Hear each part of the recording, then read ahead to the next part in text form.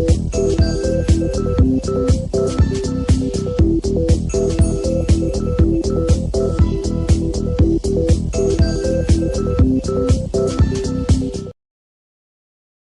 Friends, welcome to channel masters of botany again. मैं हूं आपका दोस्त वीरेंद्र कुमार सिंह और आज जो है आपका एसएसबी उड़ीसा लेक्चर का एग्ज़ाम हुआ और क्वेश्चन पेपर देखने के बाद ऐसा लगा कि जैसे जो भी चीज़ें आ रही हैं पिछले 10 साल से वही चीज़ें पूछी गई। तो एक तरीके का जो भी हुआ ठीक है, क्वेश्चन पेपर हो चुका है और जितने भी हमने बॉटनी के जो सब टॉपिक्स कैटेगराइज किए थे आज से पहले, ठीक कि हाँ भैया 23-24 टॉपिक्स हैं बॉटनी के अंदर, ये यहाँ से इतने क्वेश्चन पूछे जाते हैं। आपको मैंने बीएचयू का ट्रेंड बताया था, डीयू का ट्रेंड बताया था, हर जगह का जितने भी क्वेश्चन पेपर होते हैं मोस्टली जो हमने सॉल्व कराया था, लगभग सेम जो एक पैटर्न निकल के आता है पूरी तरीके से वही पैटर्न था। एक के बाद एक क्वेश्चन लगातार वैसे ही आए हैं, लेवल में भी कोई चेंज नहीं था।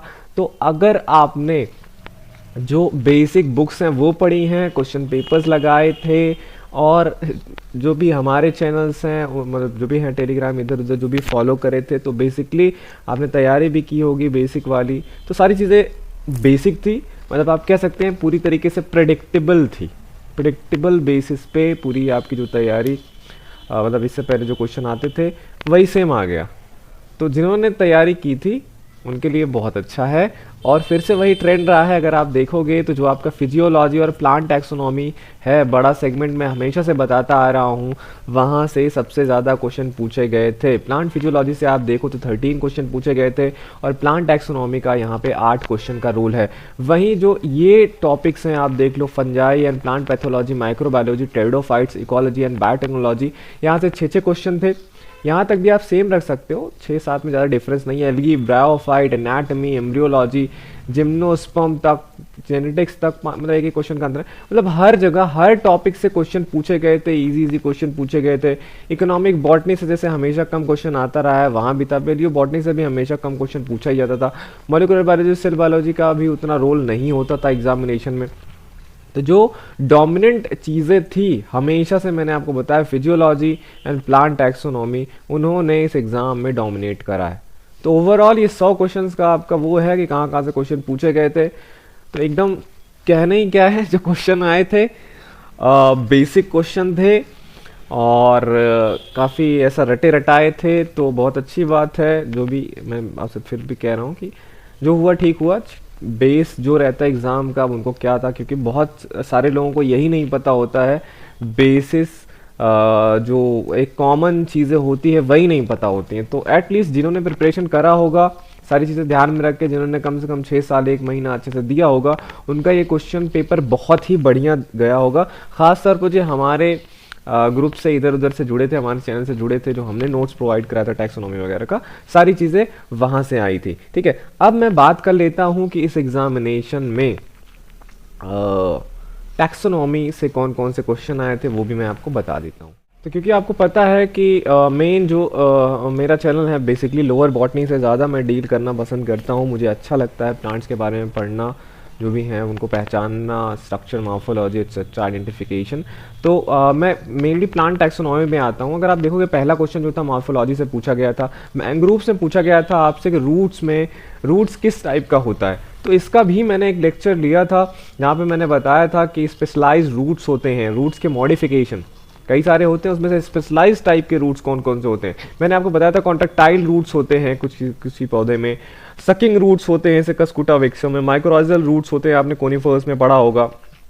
ठीक है, तो उसमें माइक्रोराइजल एसोसिएशन होता है, कुछ ग्रासेस में भी होता है। रेस्पिरेटरी रूट जो क्वेश्चन में पूछा गया है, मैंग्रोव का रूट कैसा होता है, तो उनका रेस्पिरेटरी होता है, जिसको निमोटेफोर्स बोलते हैं। ये निगेटिवली जियोट्रॉपिक रूट्स होते हैं, मैंने बताया था आपसे मैंग्रोव में पाए जाते हैं। अगर जीनस भी पूछा होता तो भी मैंने आपको पढ़ाया था कि एविसीनिया होता है।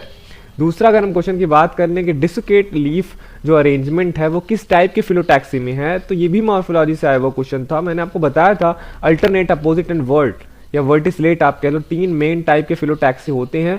अल्टरनेट का मैंने आपको मीनिंग बताया था, bearing 1 leaf at each node. Opposite का मतलब मैंने आपको बताया था कि एक नोड पे 2 लीव्स का होना। अब वो सक्सेसिव लीव जो होते हैं सुपरपोज्ड भी हो सकती हैं या तो डेकोस्टेट भी हो सकती हैं, लेकिन कब? अपोजिट वाले कंडीशन में। तो इसका करेक्ट आंसर क्या है? D, opposite.